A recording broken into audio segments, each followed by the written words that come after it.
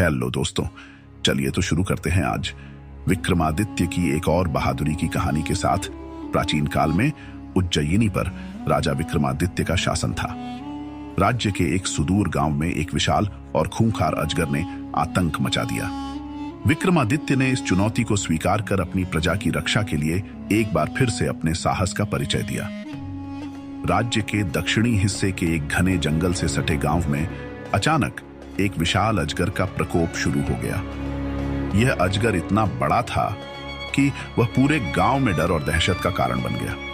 अजगर अक्सर जंगल से बाहर निकलकर गांव के मवेशियों को निगल जाता और कभी-कभी इंसानों पर भी हमला कर देता। गांव वाले रात दिन भय के साए में जी रहे थे। उन्होंने अपने घरों से बाहर निकलना बंद कर दिया और खेती बाड़ी छोड़ दी। गांव का मुखिया और कुछ ग्रामीण उज्जयिनी के दरबार पहुंचे और राजा विक्रमादित्य से मदद की गुहार लगाई।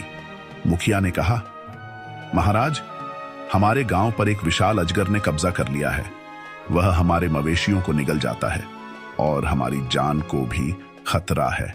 कृपया हमारी रक्षा करें। राजा विक्रमादित्य ने मुखिया की बात ध्यान से सुनी और तुरंत इस समस्या को हल करने का निश्चय किया। उन्होंने अपने दरबारियों और सैनिकों से पूछा कि कौन इस खतरनाक अजगर से लड़ने के लिए तैयार है। लेकिन अजगर की भयावहता के किस्से सुनकर कोई भी व्यक्ति आगे नहीं आया। तब विक्रमादित्य ने खुद इस कार्य को अंजाम देने का निर्णय लिया। उन्होंने कहा, एक राजा का सबसे बड़ा धर्म अपनी प्रजा की रक्षा करना है। यदि मेरे राज्य के लोग भय में हैं, तो यह मेरा कर्तव्य है कि मैं उनका भय दूर करूं। उन्होंने अपनी तलवार और ढाल को उठाया और अपने सबसे तेज घोड़े पर सवार होकर गांव की ओर निकल पड़े।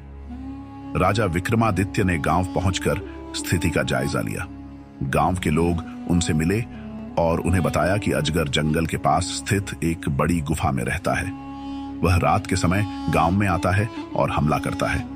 विक्रमादित्य ने ग्रामीणों को सांत्वना दी और कहा, डरो मत, मैं इस समस्या का अंत करूंगा।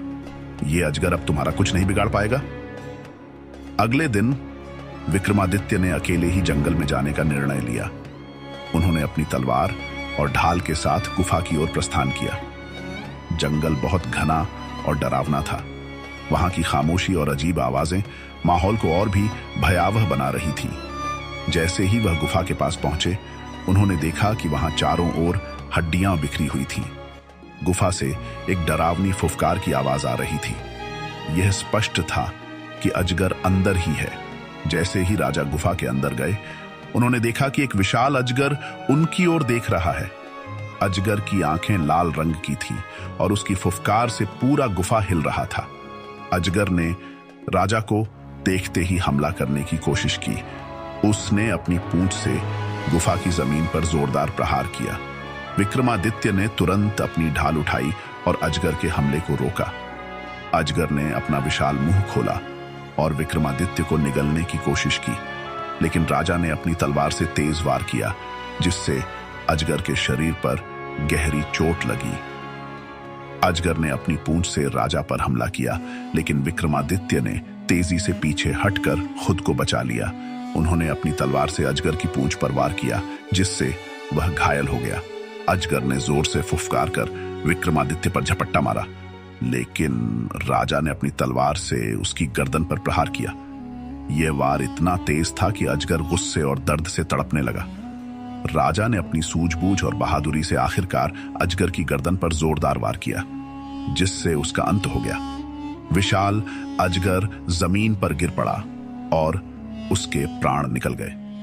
विक्रमादित्य ने अजगर को मारकर गांव वालों को उसकी गुफा तक बुलाया। जब गांव वालों ने देखा कि वह भयानक अजगर मर चुका है, तो उनकी खुशी का ठिकाना नहीं रहा।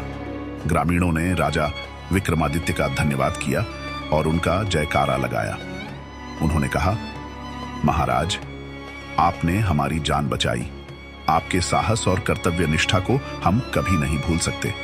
विक्रमादित्य ने मुस्कुराते हुए कहा, यह मेरा कर्तव्य था। एक राजा का धर्म अपनी प्रजा की रक्षा करना है। अब तुम सब निर्भय होकर अपने जीवन को आगे बढ़ाओ। यह कहानी राजा विक्रमादित्य की निडरता, साहस और कर्तव्य निष्ठा को दर्शाती है। यदि आपको कहानी पसंद आई हो तो चैनल को सब्सक्राइब करें दोस्तों। Thanks for watching.